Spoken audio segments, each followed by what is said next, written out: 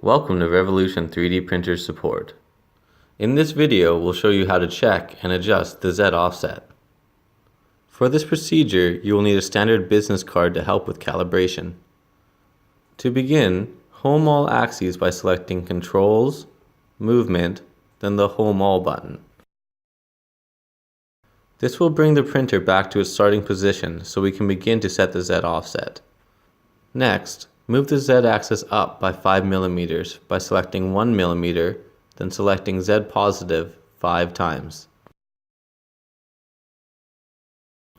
This will make sure the nozzle is above the quick change build platform. Once complete, select Release from the touch interface to release the stepper motors. The axes can now be moved freely.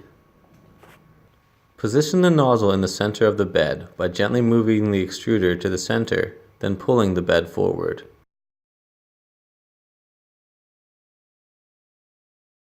Next, position the business card flat on the quick change build platform, directly under the nozzle. Begin to move the Z axis in 1 mm steps in the negative direction towards the business card. This is done by selecting Z- from the touch interface. Carefully watch as the nozzle moves to within 1 mm of the business card. At this time, switch to 0.1 mm increments by selecting 0.1 from the touch interface. Continue moving the Z axis in 0.1 mm steps in the negative direction until the nozzle gently touches the business card and the business card cannot slide freely below the nozzle. Once complete, take note of the Z position at the bottom of the screen in Matter Control. This will be the starting point for the Z offset. Next, go to the Z offset setting by selecting Settings, Printer, Print Area. Enter the number noted earlier, -0.2, as the new Z offset, and select Save. Now we will check and further adjust the Z offset by printing out the Z offset check STL file. Add the Z offset check file into the queue by selecting Library, Local Library, Edit, scrolling to and selecting the Z offset check file, then Add to Queue. Select Done and then Queue to see the file in the queue.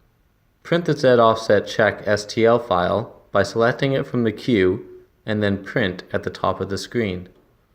Once the print starts, carefully watch the first layer print and determine if the nozzle is too high, too low, or just right. This is done by carefully looking at the extruded filament on the quick change build platform. We will now go over what to do when the nozzle is too high or too low. If the nozzle is too high, as shown in the video, the filament may not stick to the bed or have gaps between the filament rows and won't print all the way to the perimeter of the part. In this case, move the nozzle down during the print by selecting Controls, Movement, then 0.02 or 0.1 mm, then Z negative as needed. You know you have found the correct Z offset when the filament sticks to the bed, there is slight overlap between the filament rows, and there is no gap between the perimeter and infill. Once you have found the correct Z offset, take note of the change in height, which is shown on the touch interface as indicated.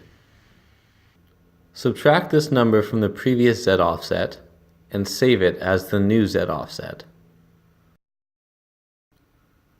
If the nozzle is too low, as shown in the video, the filament will appear thin and flat, with large amounts of overlap between the strands. You may also notice inconsistent extrusion as pressure builds up in the nozzle.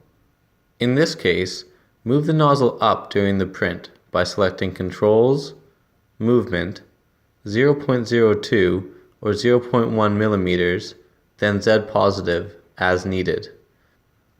The Z offset is just right when there is consistent extrusion, slight overlap between the filament rows, and the strands print completely to the perimeter of the part. Once you have found the correct Z offset, take note of the change in height, as indicated in the video. Then, add this number to the previous Z offset and save it as the new Z offset. After saving the new Z offset, Cancel the print by selecting Cancel at the top of the touch interface. Depending on the results of the print, you may need to reprint the Z offset check STL file and make further adjustments until the Z offset is just right. If you require further assistance or have any additional questions, please don't hesitate to contact us at support@revolution3dprinters.com or through the links provided in the video description. Thanks for watching.